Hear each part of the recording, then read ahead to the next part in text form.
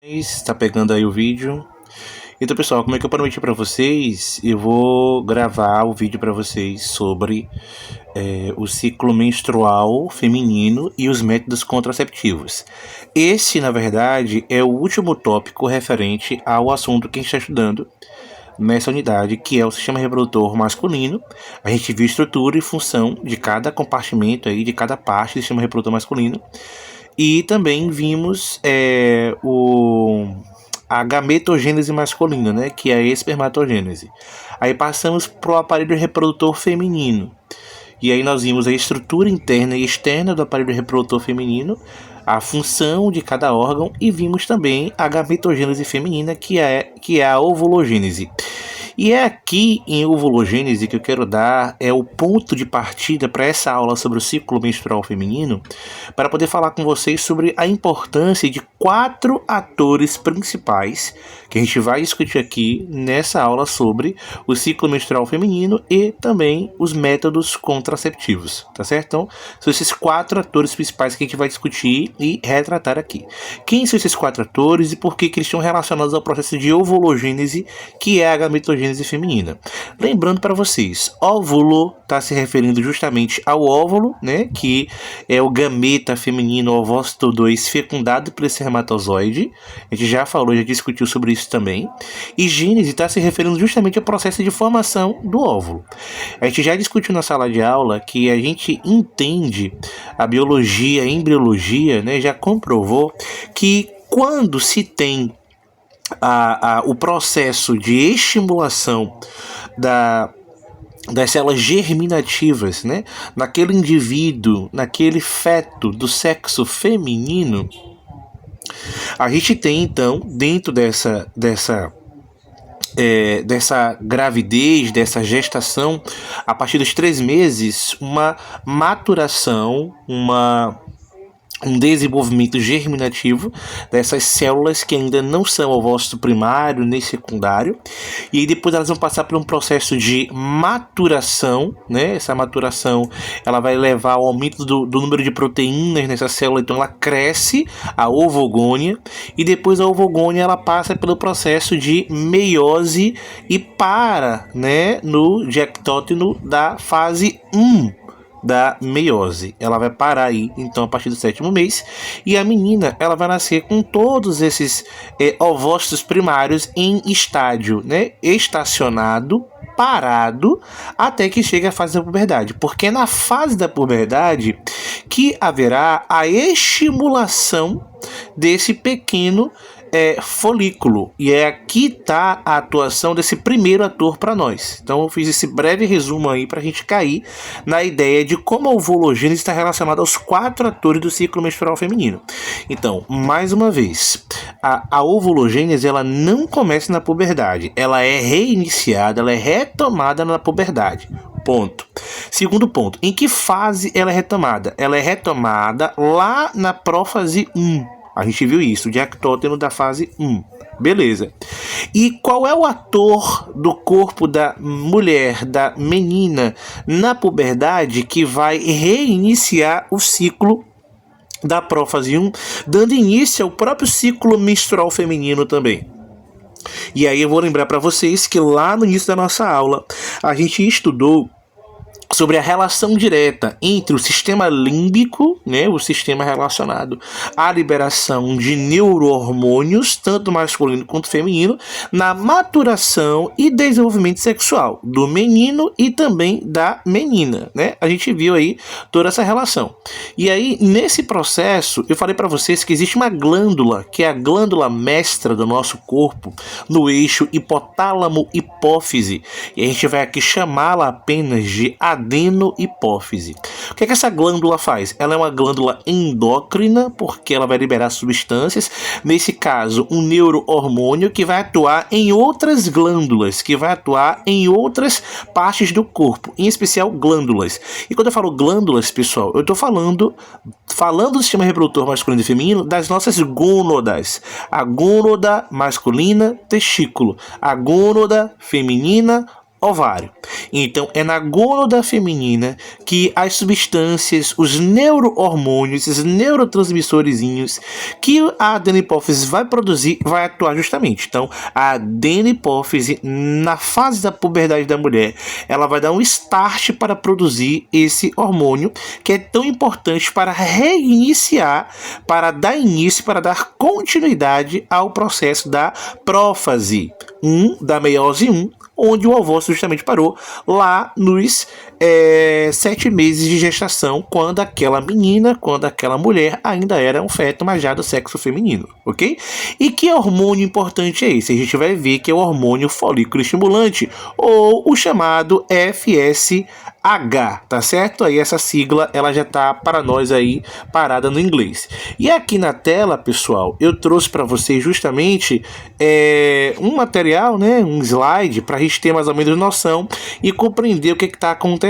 Então, aqui para nós, a gente tem essa imagem inicial representando a parte do aparelho reprodutor onde esse ciclo menstrual ele vai acontecer de fato, iniciando na região do ovário, como vocês podem ver muito bem, e aí todo o ciclo menstrual vai mexer com o aparelho interno e consequentemente da liberação, né, da descamação do útero ou da possível gravidez, né, da mulher, com a saída do feto pelo canal do colo uterino e também da região da vagina.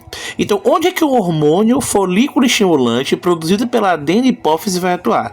Ele vai atuar justamente aqui onde vocês estão vendo. Essa parte branquinha, pessoal, que vocês estão vendo aqui na tela, é o ovário feminino. Dentro do ovário feminino, como vocês estão vendo muito bem, a gente tem essa bolinha, que a gente vai dar um nome para ela. Essa bolinha, na verdade, é um folículo. Por quê? Porque o ovário feminino vai envolver esse ovócito lá da prófase 1, né, da meiose 1 estacionado, por uma camada de células tanto nutritivas quanto protetivas, para que ele tenha, né, essa segurança, para que ele seja salvaguardado até o período da puberdade feminina e se inicie o ciclo menstrual. O que vai acontecer? Vai acontecer que o hormônio folículo estimulante vai atuar diretamente nesse folículo, porque eu já falei, essa bolsinha de células nutritivas e protetivas que guarda o ovócito 1. E o que o hormônio folículo estimulante vai fazer? Olha o nome. O hormônio folículo estimulante, ele vai reiniciar, ele vai dar continuidade ao processo aí da prófase 1, que vai passar por prófase 1, vai concluir a prófase 1, vai iniciar a meiose 2 e vai concluir a meiose 2.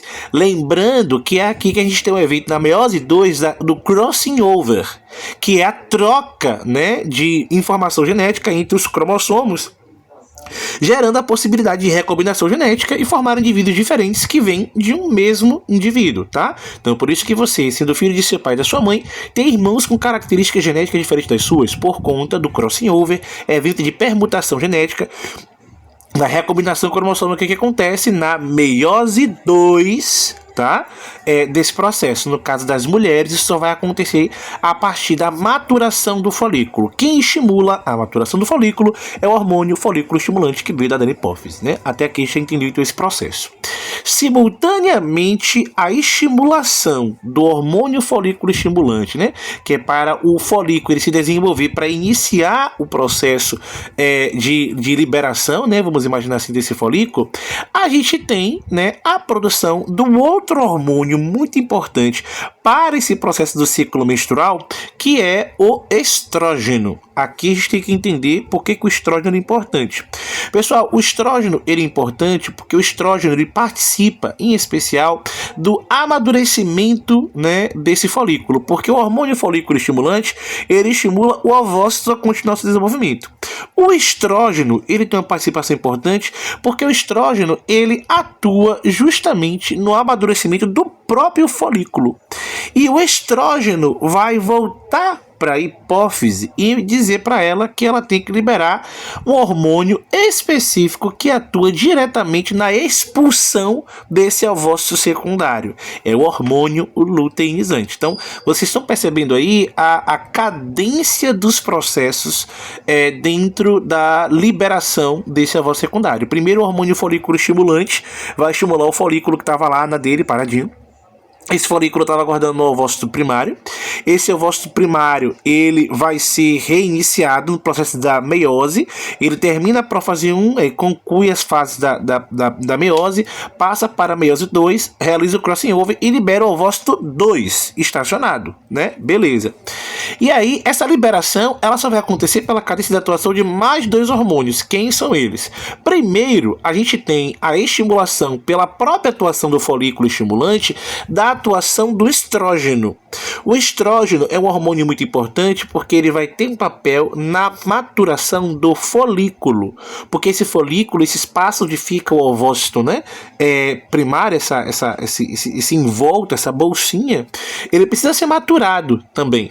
E aí o estrógeno, ele vai maturá-lo e ele vai até a adenipófise dizer a adenipófise assim, ó, por favor, libera aí o cara que vai fazer com que esse ovócito seja expulso do folículo. Quem é esse hormônio? O hormônio luteinizante. É o hormônio luteinizante que vai atuar na expulsão do ovócito secundário lá, do folículo, tá certo? Então são 2 pontos importantes que a gente tem que lembrar aqui agora. Primeiro, na cadência de fatos, o hormônio folículo estimulante estimula o folículo a sair da prófase 1 da meiose 1 para o ovócito 2, ok? Beleza.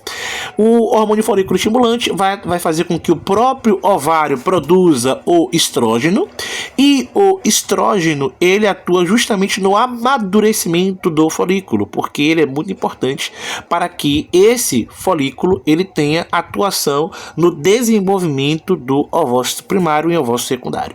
E aí o estrógeno vai até a adenipófise e diz assim, libera o cara aí, que vai fazer com que ele seja expulso, esse ovócito secundário seja expulso. Quem é o cara? O hormônio luteinizante. Se aparecer na prova que o hormônio folículo estimulante atua na liberação do ovócito, tá errado. Quem atua é o hormônio luteinizante. Se aparecer na prova que é o estrógeno, olha, que é o estrógeno que atua na liberação do ovócito secundário, tá errado, porque pode ter o pico de estrógeno que for. Se a mulher tiver algum tipo de disfunção no reconhecimento de estrógeno em células sinciciais lá na adenipófise, o hormônio do estrógeno vai continuar ativando e o hormônio luteinizante não vai ser liberado, tá? Porque talvez exista uma depressão, uma deficiência na sensibilidade da adenipófise de estrógeno, porque ele que avisa a adenipófise para liberar o hormônio luteinizante. Então, quando o hormônio luteinizante em condições normais é liberado para o ovário, ele vai estimular a expulsão do ovócito secundário. Daí a gente vai para 2 caminhos agora. O caminho que a gente vai seguir o ovócito até o endométrio, se ele for fecundado ou não, e o caminho que a gente fica com esse folículo que agora não tem mais o ovário. Esse folículo que agora não tem mais o ovário tá cheio de quê? Tá cheio de hormônio luteinizante. O hormônio luteinizante, pessoal, ele produz uma substância chamada de luteína. A luteína, ela tem uma coloração, em alguns aspectos, amarelada. Então, quando o ovócito secundário, estimulado pelo hormônio luteinizante, libera o ovócito secundário, quando o folículo estimulado pelo hormônio luteinizante libera o ovócito secundário, ele se torna o chamado corpo amarelo. Por que corpo amarelo? Porque o hormônio luteinizante produz a substância chamada de luteína. E a luteína tem uma coloração, camisa do professor, camisa amarela. Então, quando esse ovócito secundário é liberado, fica-se o corpo, né? Um corpo lúteo, porque está cheio de luteína. E esse corpo lúteo tem que coloração, professor? Uma coloração amarelada, graças a uma substância chamada de luteína. Aí você me pergunta, e o hormônio folículo estimulante e o estrógeno ainda estão em tão alta? Não mais. Por quê? Porque o hormônio folículo estimulante atua para estimular o folículo. O folículo já foi estimulado e já liberou o ovócito. Para que ele vai atuar mais? Então o pico de hormônio folículo estimulante ele cai. E assim como também o pico de estrógeno. Porque quem estimula, né, a produção de estrógeno no ovário, quem é? É o hormônio folículo estimulante. Então, enquanto o hormônio folículo estimulante cai, o pico de estrógeno também decai, né, com esse processo. Quando o corpo lúteo, né, ele já expulsou então o ovócito, aí se inicia no corpo lúteo a produção da progesterona. É o quarto ator aqui nesse processo. A progesterona, pessoal, ela vai tanto estimular o acamadamento, o enrijecimento, a irrigação, né? A preparação de todo o útero, aquelas camadas que eu falei para vocês, o intramétrio, miométrio, endométrio, para a recepção desse ovócito 2 fecundado, como também vai estimular o próprio ovário a produzir estrógeno. Por quê? Porque o estrógeno é um hormônio também importante nesse processo. O estrógeno é fundamental para a liberação da gonadotrofina coriônica. É o hormônio, pessoal, que vai estimular a parede do útero a se preparar para receber o feto. Então veja como um atua ajudando o outro. Só que agora você tem uma depleção do hormônio folículo estimulante e do hormônio do estrógeno, uma atuação maior da progesterona e um aumento também um pouquinho do estrógeno. Porque agora esse ovócito 2 já foi liberado e agora, pessoal, o que vai acontecer? Agora esse ovócito ele vai se preparar para cair no útero. E quem vai preparar o útero? A progesterona, principalmente, e quem mais também? O estrógeno, que vai atuar na liberação do hormônio da gonadotrofina coriônica, que é o HCG. Esse hormônio que eu falei para vocês na sala de aula, que é o hormônio que atua justamente naqueles testes rápidos para identificação da gravidez, que é quando esse hormônio ele fica em uma alta taxa no sangue e uma alta taxa também na urina, né, que são os fluidos corporais de maior intensidade. Quando a mulher, obviamente, já está na fase de gravidez, a gente tem essa possibilidade de identificar, né, por exames bioquímicos, a gravidez nesses testes, ok? Então, beleza. Aí, aqui eu fiz esse breve resumo para vocês e é claro que tem outras imagens para a gente acompanhar, né, o desenvolvimento do que eu tô falando para vocês. Então, ó, eu vou ampliar um pouquinho aqui a outra imagem, só para ter desenhos melhores para, né, compreender o que está acontecendo. Beleza, pessoal? Então, eu vou falar para vocês aqui sobre fase folicular, a fase da ovulação e a fase lútea. É só um resumo, um lembrete do que a gente tinha falado antes para vocês. Professor, o que é a fase folicular? É a fase na qual o hormônio folículo estimulante estimula o folículo. O que é o folículo? O folículo é a camada de células protetivas e nutritivas que guardam o ovócito 1, lá que parou no 7º mês da gestação da menina, beleza? E aí, o que vai acontecer com esse folículo? O folículo está sob a atuação do hormônio folículo estimulante e também, ao mesmo tempo, sob a atuação do estrógeno. Porque o estrógeno ele é importante para a nutrição e manutenção desse corpo lúteo, tá? Porque ele tem que estar lá garantido para que ele seja maturado, o ovócito 1 e o ovócito 2. Digamos que está tudo pronto, ele já foi maturado, ele tem que ser liberado. Quem é o cara que libera? É o hormônio luteinizante. Ele tá aqui? Não. Então o estrógeno vai até a adenopófise, lembra aquela glândula mestra, este hipotálamo hipófise, e avisa, ó, ele tá pronto, libera esse cara aí. Aí o hormônio luteinizante vai lá e faz com que esse folículo, né, ele libere o ovócito secundário. Então, o hormônio que atua na liberação, na ovulação do ovócito secundário, né, o ovócito 2, é o hormônio luteinizante. Quando o hormônio luteinizante começa a agir, a gente vai ter uma depleção do hormônio folículo estimulante do próprio estrógeno. Porque o hormônio luteinizante, ele vai atuar na maturação, né, da conclusão da maturação desse folículo e na manutenção do folículo, produzindo uma substância chamada de luteína, que tem uma coloração um pouco mais amarelada e por isso que a gente chama ele também de corpo amarelo. Esse corpo amarelo é importante por quê? Porque quando esse ovócito secundário é liberado, ele vai começar a estimular a produção de progesterona. Para que a progesterona é importante? A progesterona é importante porque é ela que começa a nutrir, a enrijecer, a irrigar, a maturar a parede do endométrio, que é a parede mais superficial de todo o útero. Lembra que a gente falou de 3 camadas? Intramétrio, miométrio e endométrio? Então, essa parede mais externa, ela começa a receber essa nutrição, essa irrigação, avisando que você pode receber, então, um um feto, um embrião para ser fecundado, para ser nidado na parede do útero. Então, a progesterona, ela também estimula um pouco do pico do estrógeno. Por que ela estimula um pouco do pico do estrógeno? Porque o estrógeno é importante na estimulação lá na adenipófise também da liberação do hormônio chamado de gonadotrófico ou gonadotrofina coriônica. Que é isso, professor? Gonadotrofina. Ó, então, eu tô pegando a gônada, estou alimentando ela. Trófos, alimentar. Gonadotrofina coriônica, ou seja, ela vai estimular a alimentação, tá, desse ciclo de maturação, tanto do endométrio quanto do ovário, para preparar a mulher para a gravidez. Ok? Caso a fecundação ela aconteça. Então, na fase folicular, atua o hormônio folículo estimulante. Na fase da ovulação, atua o hormônio luteinizante. Assim como também na fase lútea, atua o hormônio luteinizante. Ok? Estrógeno, em especial ovulação, e fase lútea, luteinizante. Lembrando para vocês que esse corpo lúteo, pessoal, depois ele vai ser depletido, tá? Ele vai ser liberado pelo corpo, porque na verdade ele não vai servir para muita coisa mais no organismo, ok? Existem até formas de se identificar através de perícias médicas quantas vezes uma mulher teve gestação, analisando cicatrizes que ficam no ovário. São cicatrizes normais, são fibroresíduos de espaços de folículos que foram maturados. É claro que nem todo folículo maturado leva uma gestação, mas existe um cálculo, né, feito com a margem de erro para saber quantos daqueles folículos maturados e liberados podem ter gerado, sim, uma gravidez naquela mulher, né? Caso ela tivesse, antes da morte, uma vida sexual ativa, né? Então, beleza. Aí a gente já entendeu como é que esse processo como um todo acontece.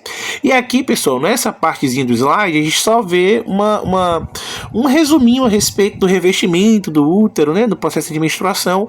Porque eu vou falar sobre a descamação do útero, pessoal, especificamente, tá certo? Eu vou falar depois aqui sobre a descamação do útero especificamente. Aí tem aqui uma separação. Ele separa, né, a fase hormonal adenipofisária, né? Os hormônios adenipofisários quais são? Hormônio luteinizante e hormônio folículo estimulante. E tem a fase hormonal ovariana. Qual é a fase hormonal ovariana? A fase hormonal ovariana é justamente o estrógeno e a progesterona. Pelo amor de Deus, não vai marcar na prova nem escrever que progesterona e estrógeno é produzido na adenipófise. Progesterona, estrógeno é hormônio ovariano. Hormônio luteinizante e hormônio folículo estimulante é adenohipofisário. Tá certo? Vamos lembrar desse processo aí que é muito importante. Ele resume aqui pra gente, basicamente, né, que esse hormônio folículo estimulante, ele vai ajudar, né, a liberação, a maturação desse folículo, e toda vez que aparecer para vocês em algum local, glândula pituitária, como era chamada antes, é a adenipófise, tá? No livro de vocês não usa essa expressão, mas se vocês forem ver algum livro, algum site, dá para vocês verem essa comparação. Aí ele vai falar aqui nessa segunda parte sobre os níveis de hormônios, tá? Os níveis de estrógeno, por que eles são importantes também.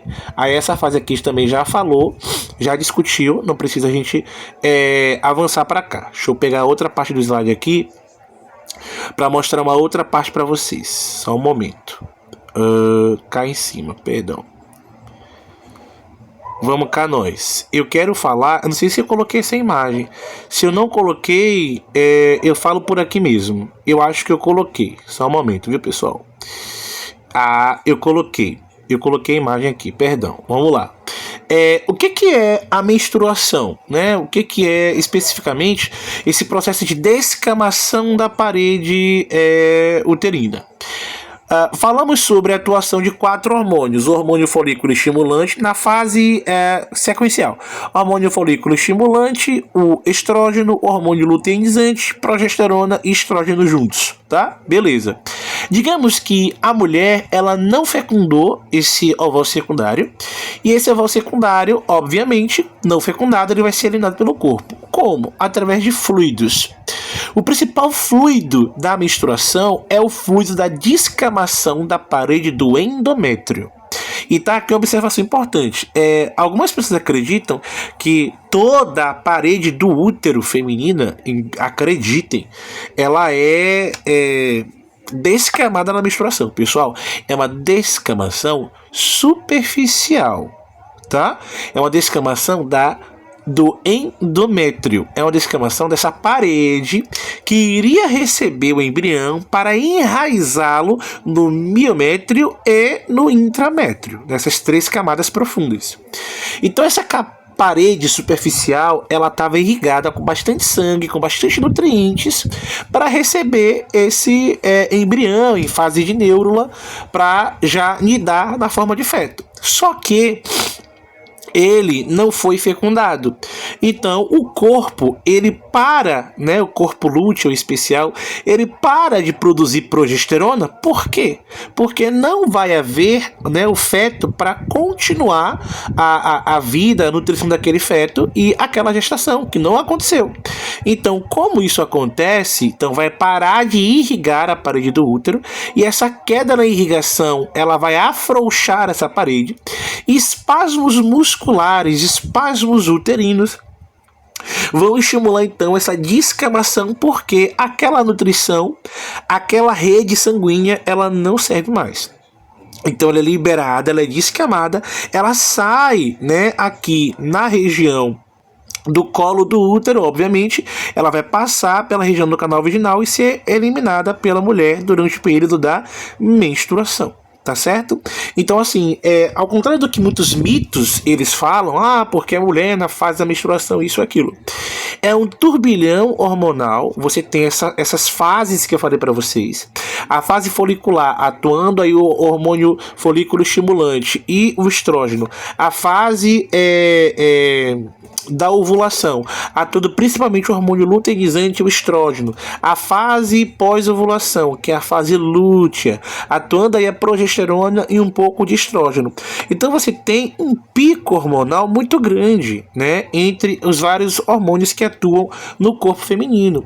Então é óbvio, pessoal, que a gente vai ter mudanças no comportamento da mulher em relação ao humor, em relação à alimentação, em relação à vida social, porque hormônio mexe com o aspecto comportamental. Então é muito importante que a sociedade, seja ela masculina ou feminina, respeite bastante essa fase, né, do ciclo menstrual feminino, porque as mulheres acabam que se preparando para o processo de gravidez e muitas vezes esse folículo que foi estimulado, que virou óvulo secundário, que não foi fecundado, ele não vai gerar uma gestação. Então o corpo, ele passa por todo esse estresse hormonal e não adianta, vamos imaginar assim, né, perdão a expressão, não é que não vai adiantar de nada, ele não vai ser utilizado, né? Essa energia que foi gasta, ela não vai ser utilizada.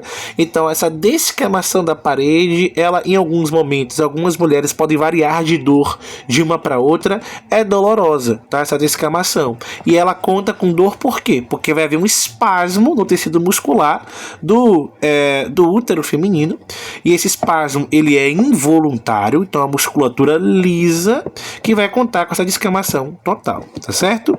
E aí, obviamente, você tem todo um aspecto social, mercadológico em torno, né, desse ciclo que inicia então a vida fértil da mulher. Professor, então quando é que a mulher ela se torna fértil mesmo? Quando é essa fase aí da fertilidade? Tá aqui bem escrito. A fase da fertilidade é a fase da ovulação. A menstruação é o final de um processo fértil, porque ela não fecundou aquele óvulo, a parede, descamou, saiu. E aí quando ela termina a descamação, ela reinicia o processo do ciclo menstrual, pessoal. Então vai entrar a fase folicular, depois vai entrar a fase de preparação do folículo, depois vem a fase da ovulação. Então logo após a mulher ter menstruado, né, em um ciclo que vai durar entre 7 e 14 dias, é um período em que ela vai estar propensa à fertilidade. Por quê? Porque ela vai estimular e vai liberar um novo óvulo, ou seja, um novo óvulo secundário. E tem essa fase aí da menstruação. E aí tem aquelas frases que aparecem em filmes, que aparecem em redes de televisão, novelas, em que a mulher diz assim: nesse mês a menstruação não desceu. Por que a menstruação não desce quando a mulher engravida? Óbvio. O que é a menstruação? Não é a descamação da parede do útero quando o ovócito secundário ele não é fecundado?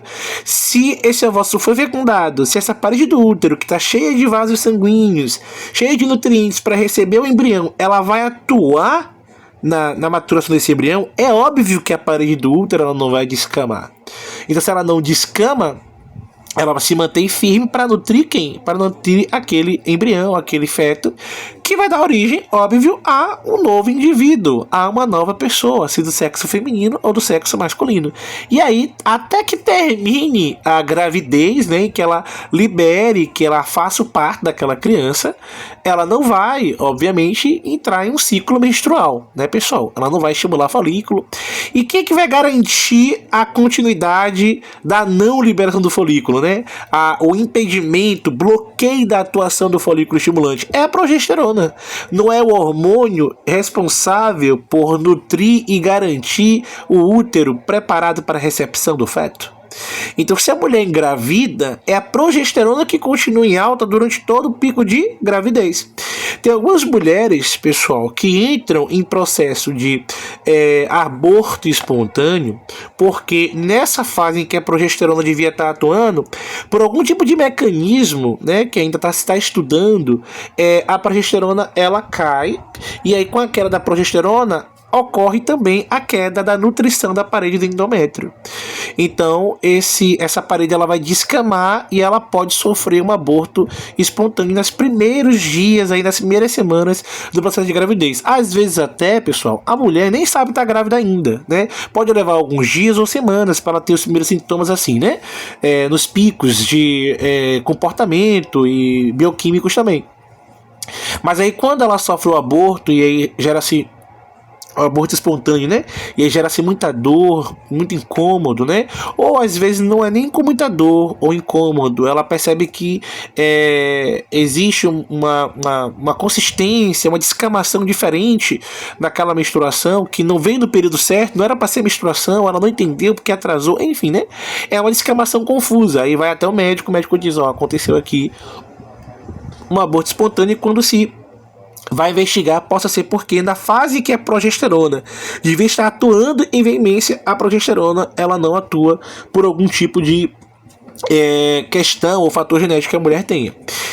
Esses processos, pessoal, que envolvem a manutenção do feto no útero é bem delicado, e ele é muito importante que a mulher que quer engravidar, o que está passando pela fase, né, casou ou não casou, tem uma vida sexualmente ativa com um parceiro fixo, ela busque a ajuda, né, de um médico ou de uma médica especialista no processo, né, de tratamento feminino para a área da reprodução.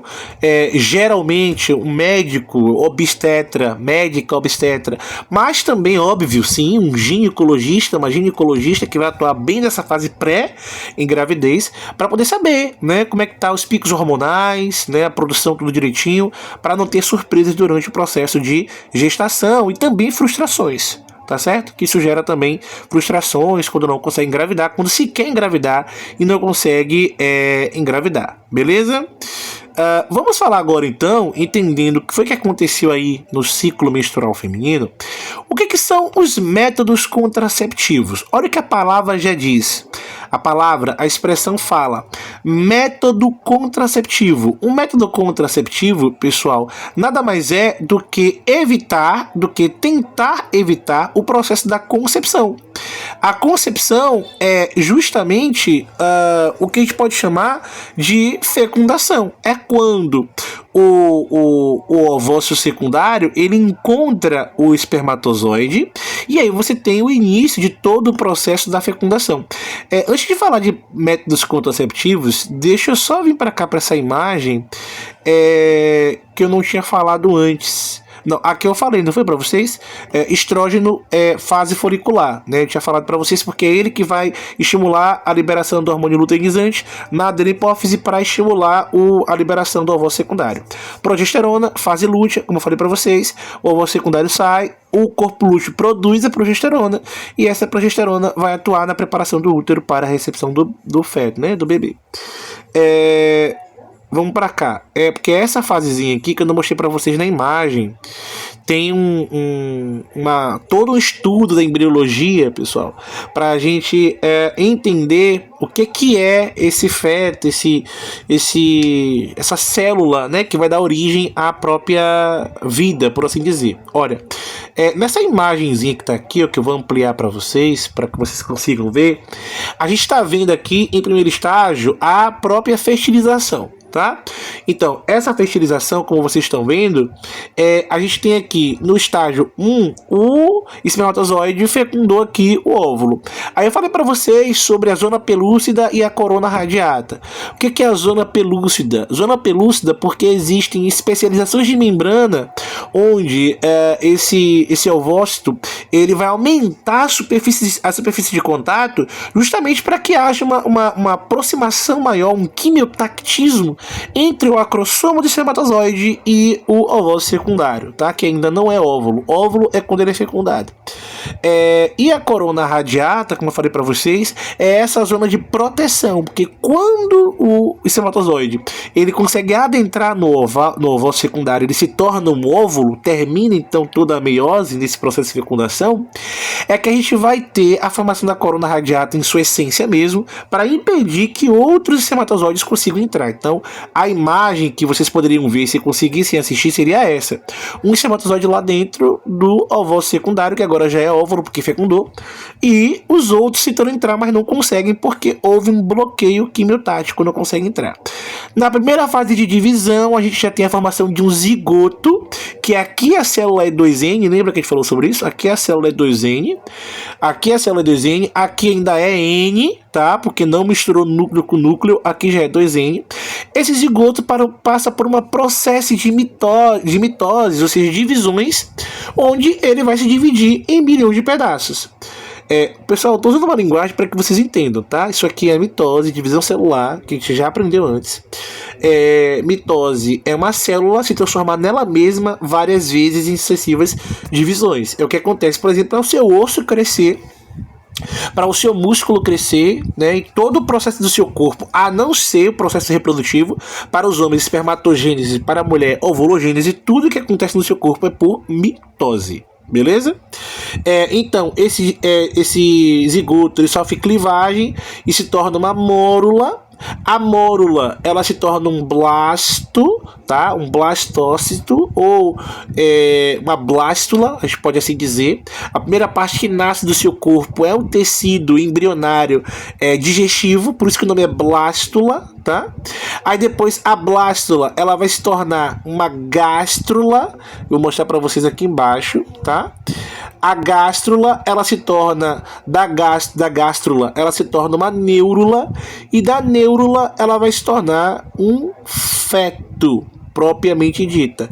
É quando a gente vai formar a notocorda, é quando a gente vai formar todos os tecidos embrionários mesmo, propriamente dita, para poder formar o feto. Tá certo? Vocês vão aprender um pouquinho mais sobre isso no próximo módulo, sobre embriogênese, mas assim, de um ponto de vista geral. A gente vai ver embriogênese humana, especificamente dessas fases, o que acontece em cada uma, e depois a comparação dela com a fisiologia animal, dos vertebrados e invertebrados, tudo direitinho. Mas aqui eu tô só colocando para vocês esses detalhes para vocês saberem.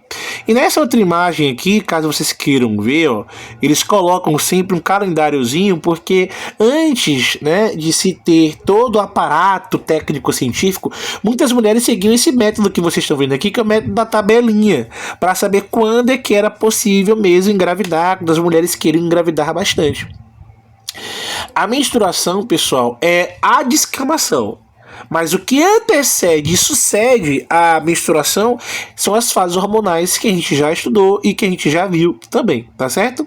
Olha aqui como eu falei para vocês, ó, a fase folicular é essa fase aqui, ó, é essa fase que envolve toda a atuação do hormônio folículo estimulante para realizar o que a gente chama de preparação do folículo, tá certo? Para a liberação do ovócito secundário.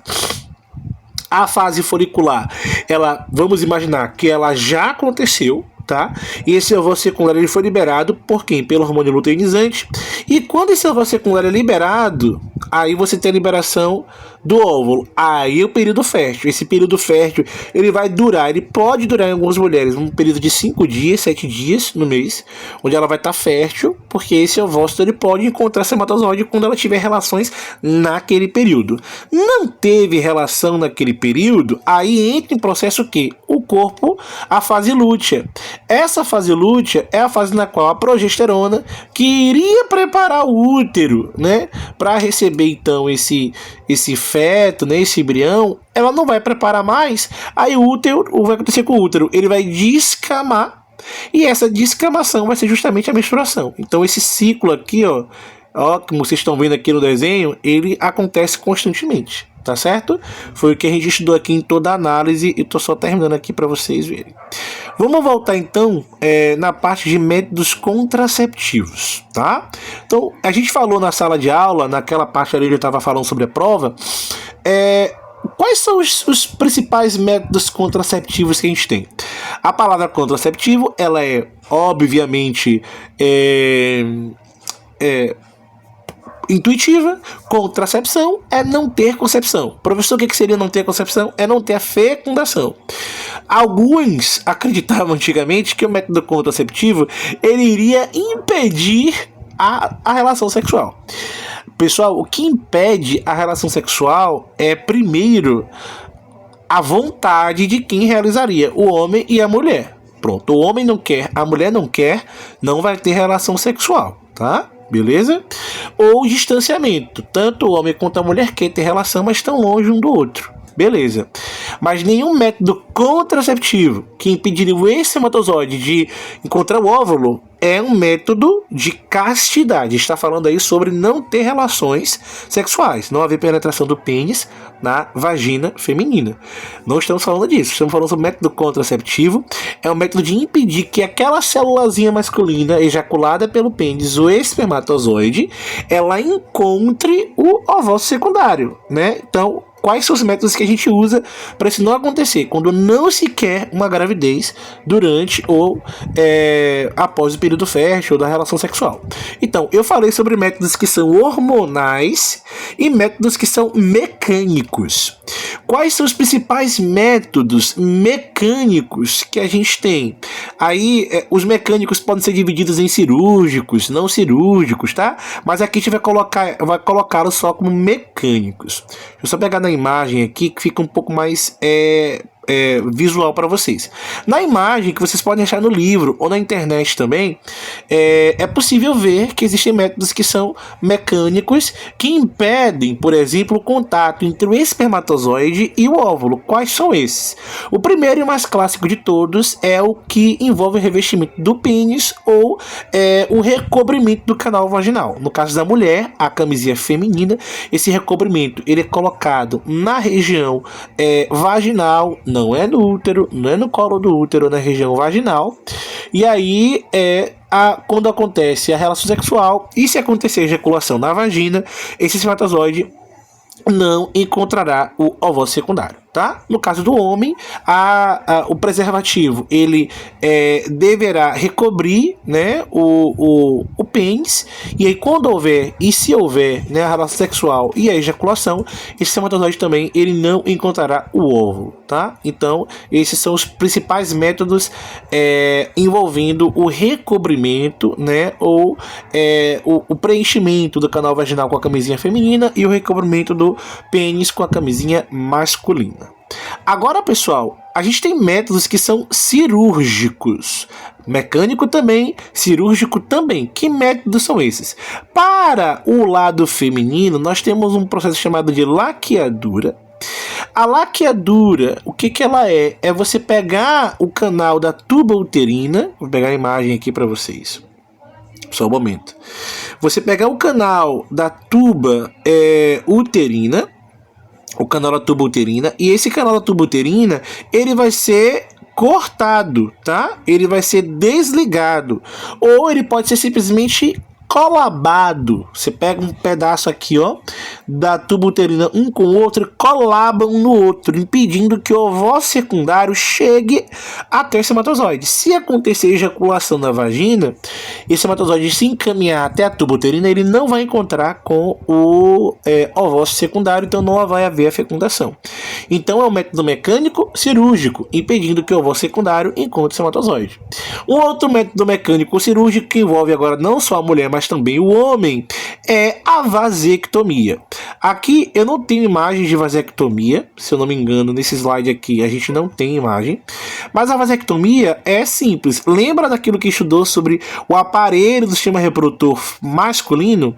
A gente pegaria então o ducto deferente, né, o canal deferente, que leva o sêmen até o canal do pênis para ser ejaculado, e a gente cortaria esse ducto deferente na altura do epidídimo.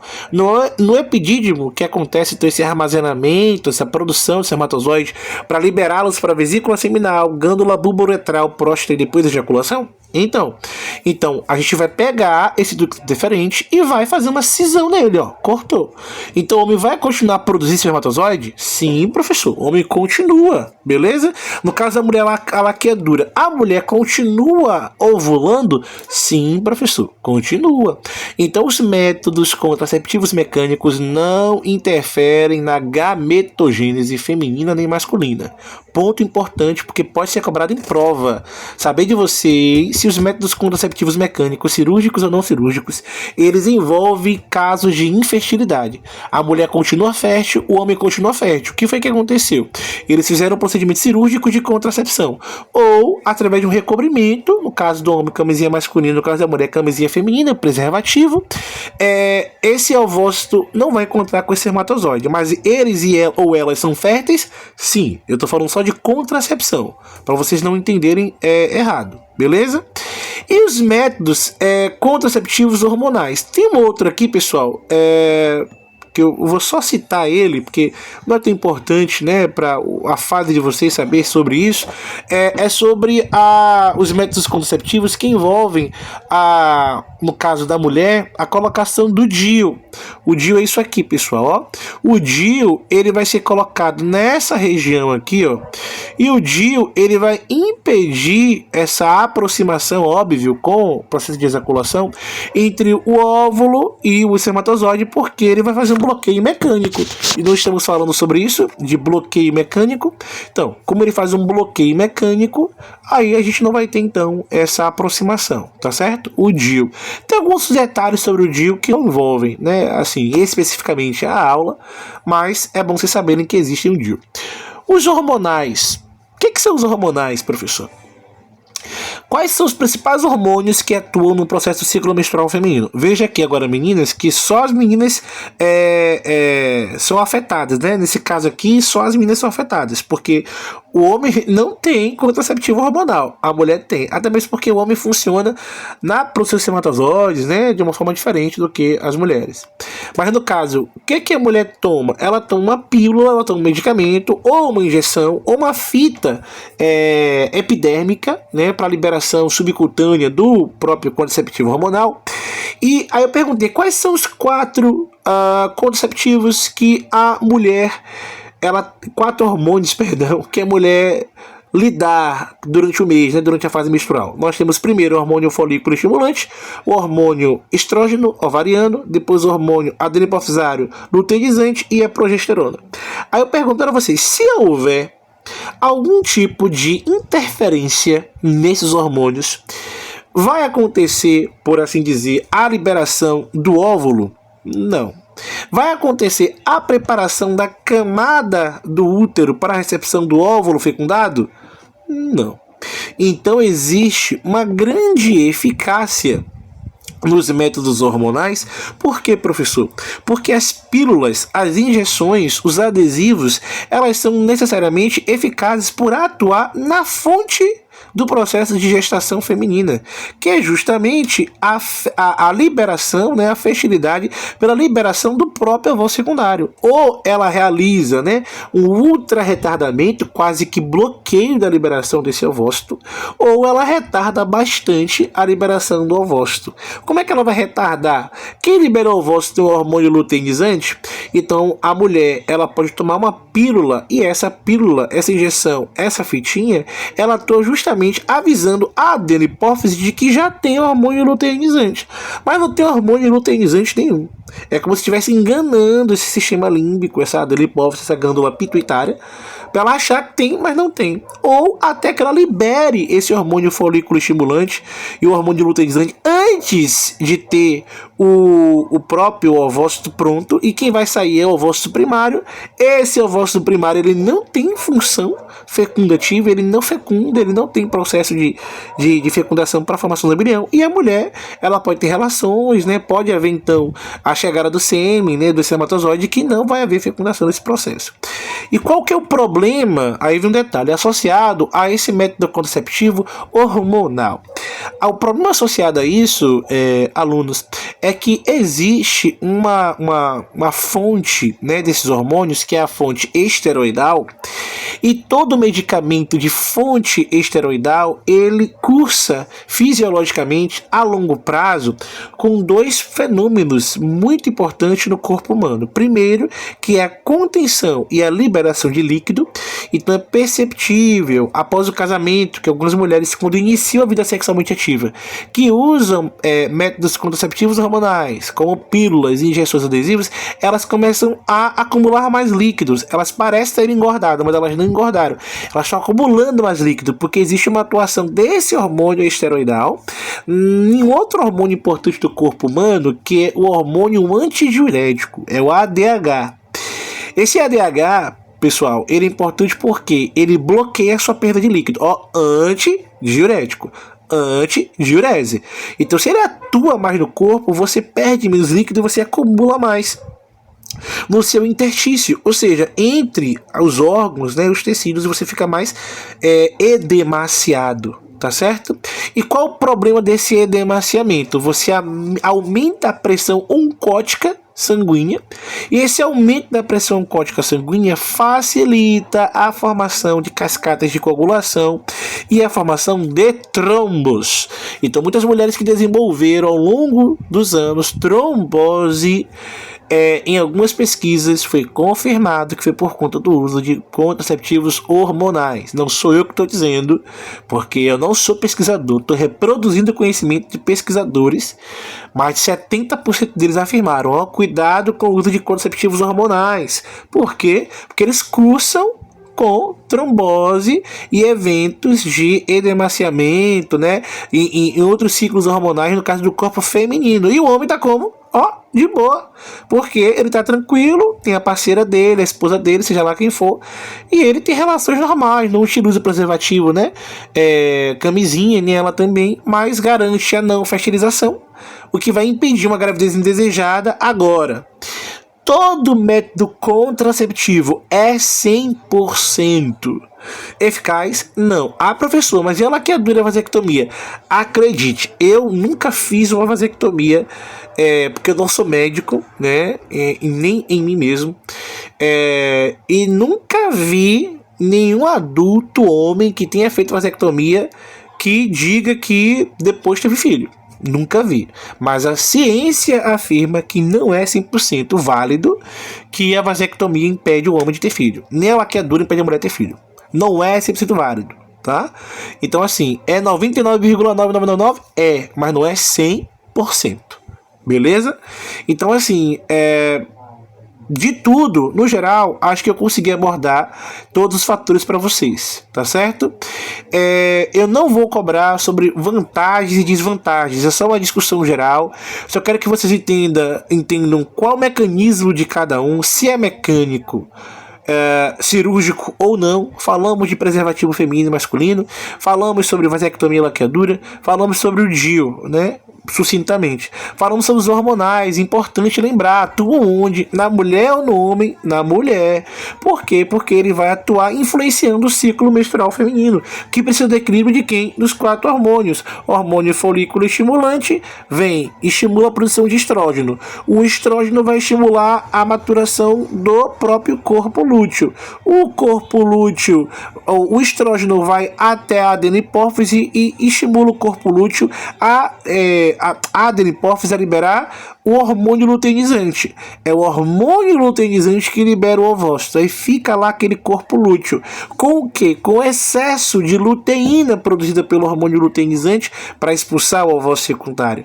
Aí essa luteína, ela estimula a produção de progesterona. É a progesterona que prepara o endométrio. Se a mulher engravida, o pico de progesterona continua alto. Se a mulher não engravida, a progesterona vai entrar em depressão, o que vai mandar um feedback para a adenipófise e mandar ela produzir folículo estimulante de novo. E esse ciclo vai se reiniciar. Onde é que o método contraceptivo hormonal vai atuar? Nesse ciclo. No hormônio folículo estimulante, no hormônio luteinizante, geralmente atua no estrógeno, porque é o estrógeno que é a vida da adenipófise para liberar o hormônio luteinizante, ou seja, para liberar a luteína para estimular a liberação do ovócito secundário. Aí esse medicamento, ele é uma bomba de hormônios que vai avisar para a adenipófise que já tem hormônio luteinizante. Aí a adenipófise não libera. Então, se a adenipófise não libera, aquele corpo lúteo, ele fica lá, guardando aquele ovócito por mais tempo e só libera depois do período fértil, vamos imaginar assim, né? E que ela poderia ter engravidado na relação, tá certo? Professor, o senhor não falou. E a tal pílula do dia seguinte? Bom, de todos, essa é a mais perigosa, tá certo? E é a que menos os médicos indicam também, caso não queira haver a gestação. Tá certo, pessoal? Boa prova para vocês. Estudem. Olha aquelas dicas que eu dei lá das questões. Temos aí 2 questões discursivas. Cuidado como vão responder as questões discursivas. Eu quero detalhes, né? Minha aula é com detalhes. Eu quero detalhes, tá certo? Joguem duro. Valeu. Boa noite para vocês.